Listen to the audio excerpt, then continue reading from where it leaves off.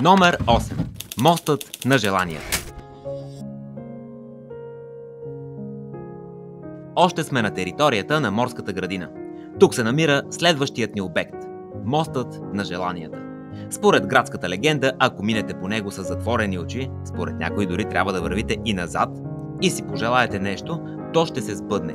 Истинността на този феномен е потвърден от хилядите велосипеди, ролери, електронни игри, смартфони и други, спечелени от няколко поколения тинейджери.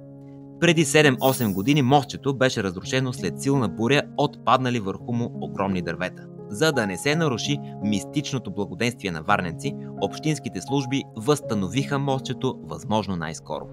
Според направени проучвания, магическите способности са се пренесли и върху новото мостче, като капацитета му на полезно действие е намалял само с 2,8%.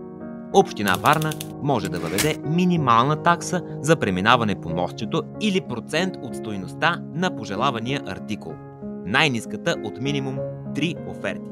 Това значително ще повиши приходите на общината.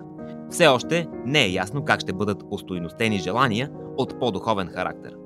За улеснение на преминаващите могат да бъдат монтирани по парапета звукови сензори, а за тези, които преминават на заден ход, огледала за обратно виждане.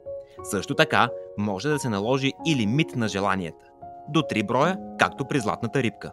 Това ще има ефект на социална уравновиловка. Лимитът може да се осъществи технически, чрез лицево или пръстово разпознаване.